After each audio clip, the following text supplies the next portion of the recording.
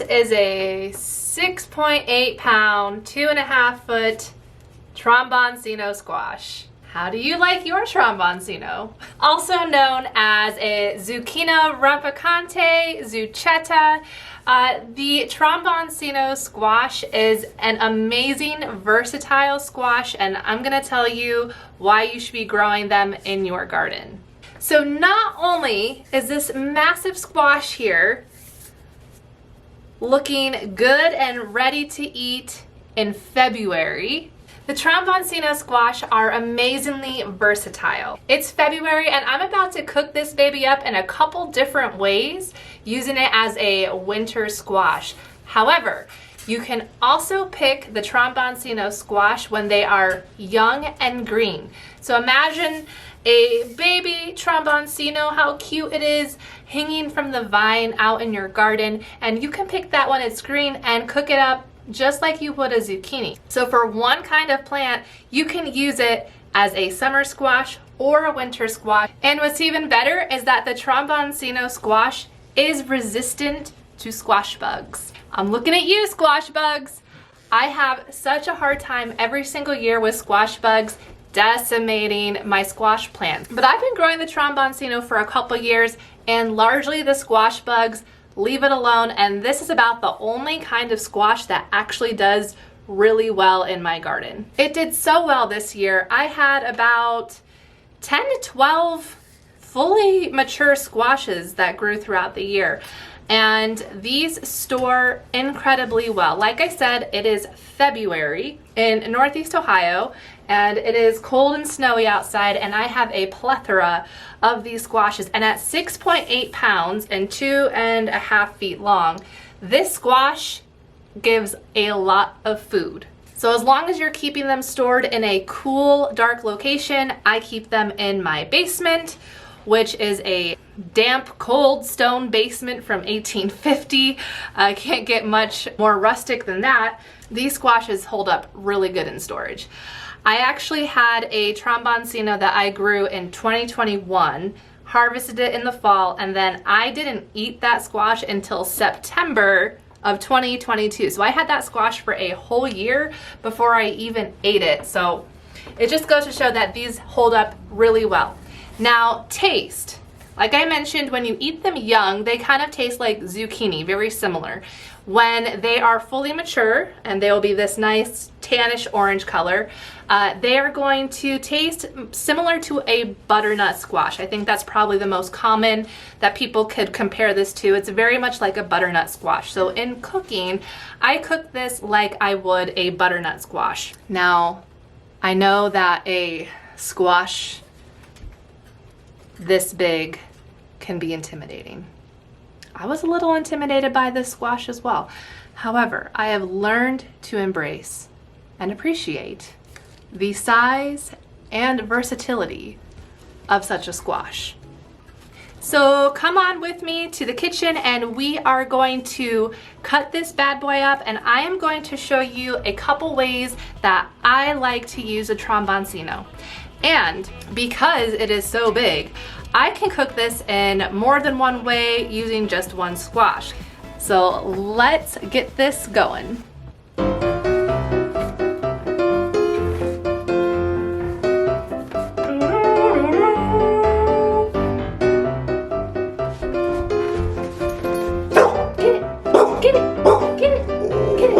Hello? Yes. Yes, this is a squash bug factory? Yes.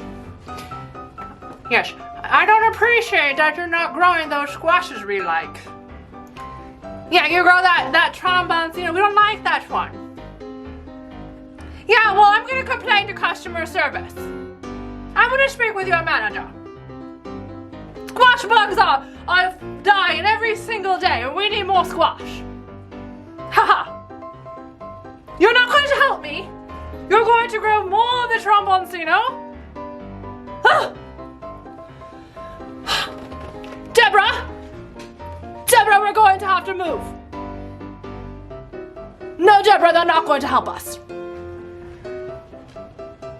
My name is Harold Squashbug, and I don't appreciate your attitude.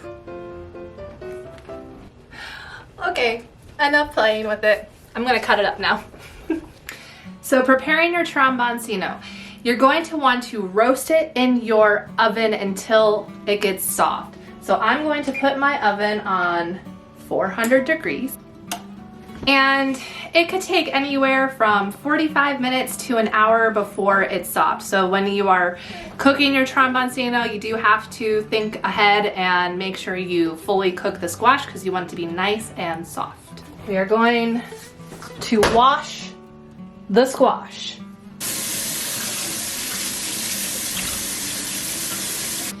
So I like to start by cutting the squash right here at the end of the neck and at the end of the stem. And I'm just gonna cut this section and then I'm gonna cut it once in half and then we'll move on to the bell.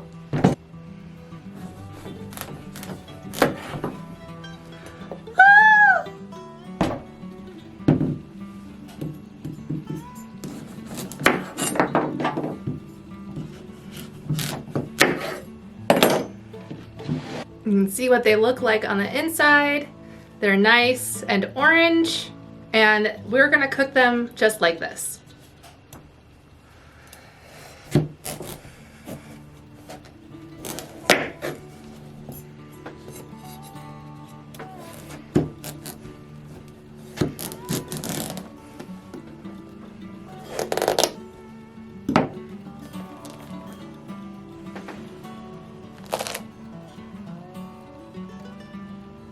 Goodness. Just like when carving pumpkins, you're gonna scoop out all that inside flesh and seeds and set them in a bowl. Don't get rid of it because we're gonna use those seeds.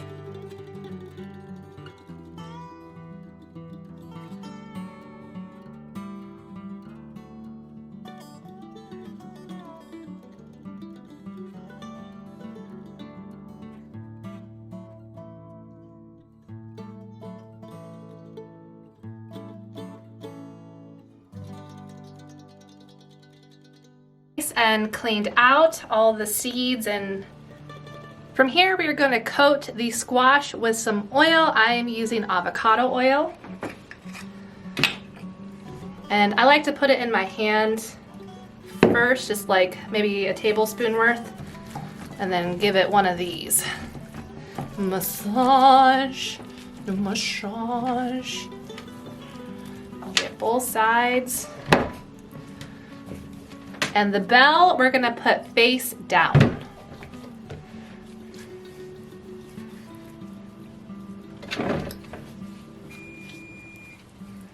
Oh yeah. This would be a good time to add seasonings too. I'm gonna use some chunky sea salt. Kind of massage that in.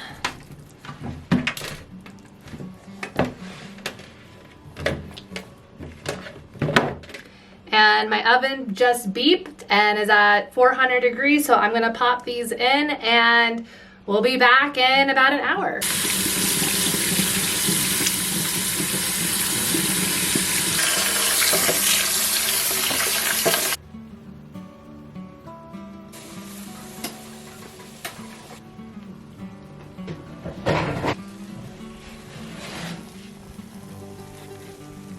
No, they aren't loaves of bread.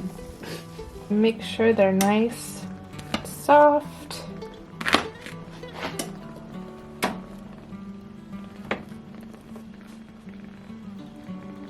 At this point, these squash are very, very hot, and we're gonna need to remove the skin from them, but I'm going to wait until they cool down a while so I don't burn my hands. So I'm just gonna let these sit out for probably another half hour or so, so they can cool down, and then we're gonna peel the skins off the outside. Okay, I've allowed the squash to cool down, and now we're going to peel the skins off of the outside.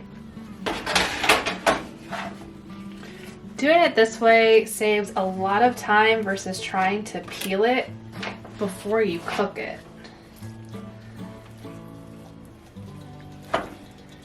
Now, if you're trying to do any kind of cubed squash, then this is not the best way to do that.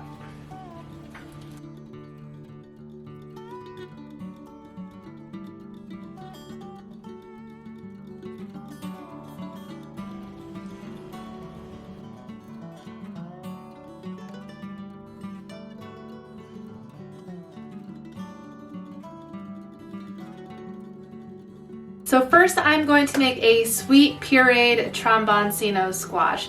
This is going to be a light, fluffy texture, a great side dish for many meals. Okay, so I've got 1 cup of squash in the bowl.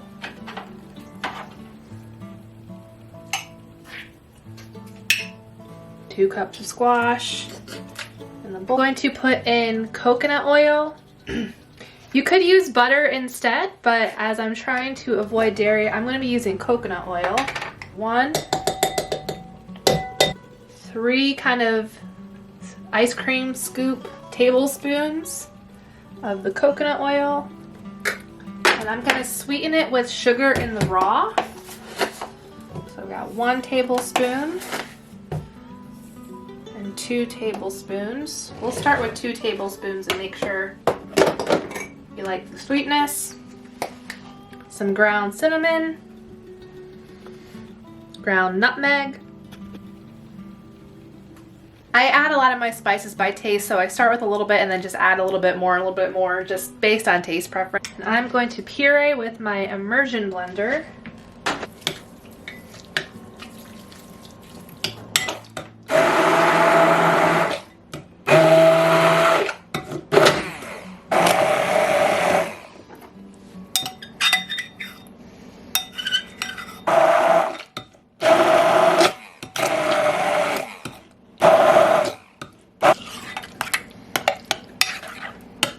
That's actually the perfect amount of sweetness and spices. It's like almost like pumpkin pie. Delicious. So, I mean, you could use this kind of puree for desserts as well. You could use it for pumpkin pie, squash pie, or muffins, latte. Like, you can make a puree like this with a Tromboncino. Anything that you would use a pumpkin puree, you could use this for other kinds of recipes too. We still have quite a bit of squash left. So the next recipe I'm going to be making is a garlic squash soup. We love garlic in this family and grow all of our own. So I've got 6 cloves of freshly peeled garlic that I'm going to mince and add to my pot over here on the stove, and we're gonna make this very delicious Tromboncino style garlic squash soup. So I have about a tablespoon of avocado oil in the bottom of this stock pot. And I'm just gonna add my chopped garlic into here and let that sizzle.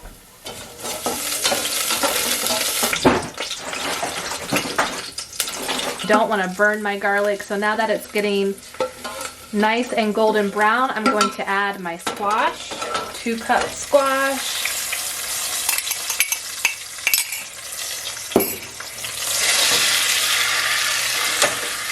And we're going to blend that all together and let it simmer for a few minutes. Now at this point, I'm going to add in broth. So I like to make all of my own chicken or turkey broth. When we make chicken or turkey, I do a bone broth with the bones. And then I store that in the freezer in these square shapes. I have these silicone molds called Super Cubes, and I like to store my broth in 2-cup blocks. And I am just gonna put 1 of these whole blocks in with the soup. I have 2 cups of the squash, and so I'm just gonna do 2 cups of broth. And if you had more squash, like 4 cups of squash, 4 cups of broth. And I'm just gonna start there, and if it seems like it's too thick, I'll add more water. But I like to kind of gauge these things because not every single squash is gonna have the same water consistency. And every time you make bone broth, it may turn out a little bit different too.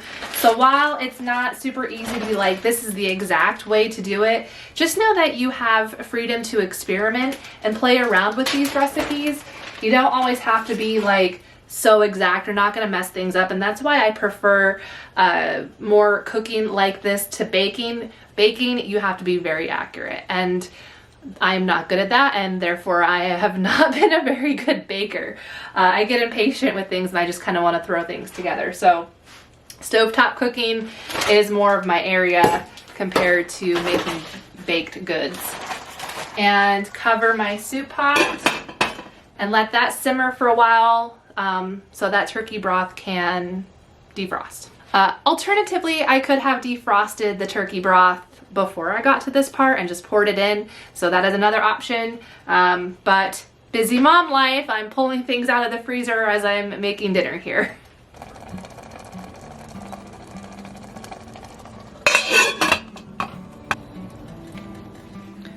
So the broth has defrosted and soup has boiled, and now I'm taking my immersion blender and I'm going to mix it all up.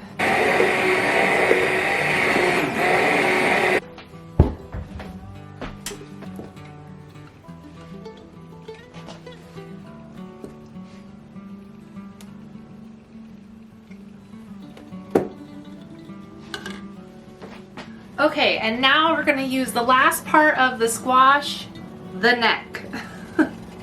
Probably thought I forgot about that. So one way I like to use the neck portion of the Tromboncino, if you noticed, I kept these whole when I baked them. So they maintained their cylindrical shape. And at this point, I'm going to cut them into about 1-inch size circular chunks. And we're going to lightly saute them in some oil on the cast iron pan. And the insides stay nice and soft since we already baked them. What we're really doing is just trying to crisp up the outsides of them to kind of give them some more texture and variety so you're not just eating mushy squash. I like to have a little bit of crisp on it. And you could also some sort of flour or breading on the outside if you like that, but I'm just going to leave these plain. They'll still get a nice light crisp on the outside just cooking them in the oil.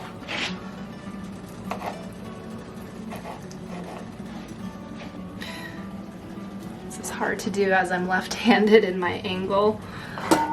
Got a really small kitchen, so filming in it is a little difficult, but we'll do what we can.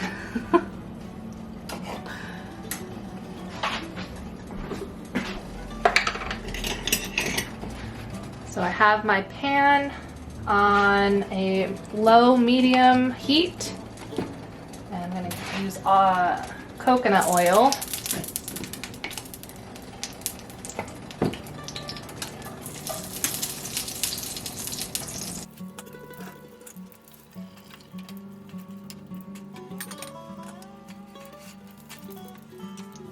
And I like to keep these pretty thick because if you were to slice these really thin, they're really likely to fall apart because these are already cooked. Now you could do the same kind of recipe with the Tromboncino before you bake it. You could just cut the skin off when everything's still raw and fry it that way. But since I like to kind of skip extra work on peeling, I do bake it first. And I am going to sprinkle these with some cinnamon.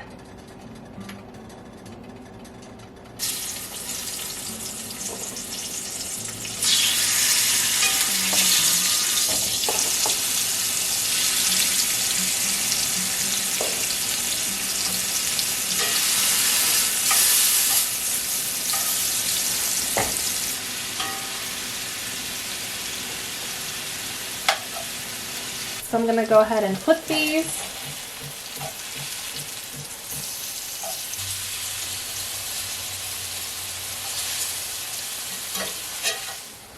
Okay, so we didn't forget about the seeds. I soaked them for a couple hours, let them dry, and then put them on this baking sheet with avocado oil and some salt and seasoning, and I'm going to pop them in the oven for about 10 minutes at 325. Cooking the squash circles for about 18 minutes, flipping them periodically, and you can see they've got a nice crunch to them.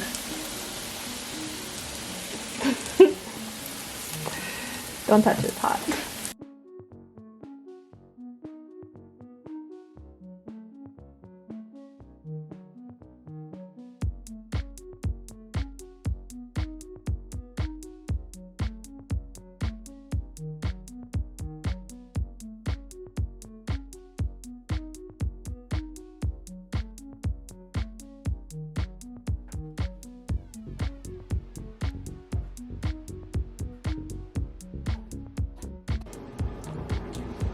What is it?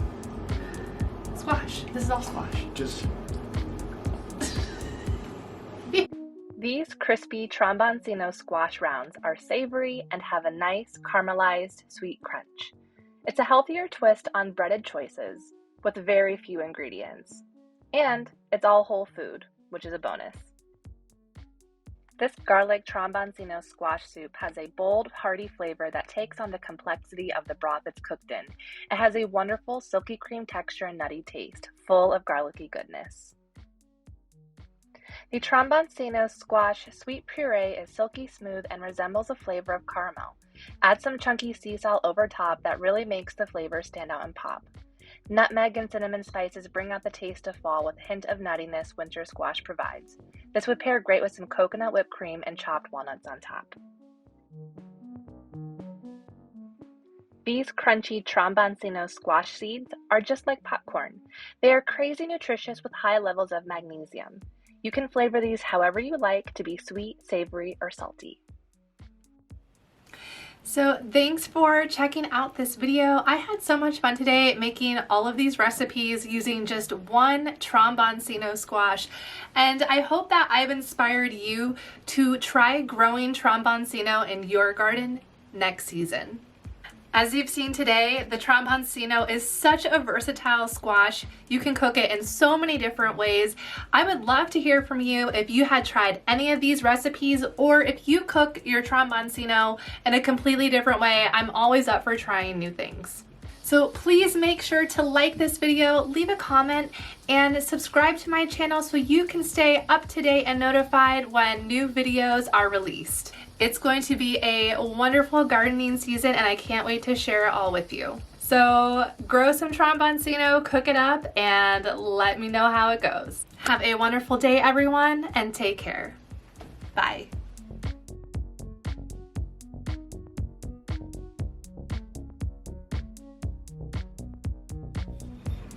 I will do the dishes. do Are you gonna make dinner? Yes, Okay. I'm gonna make dinner. Do you want squash? Is that what that is? Yeah. 3 ways to make squash. You could sit on it and make 4.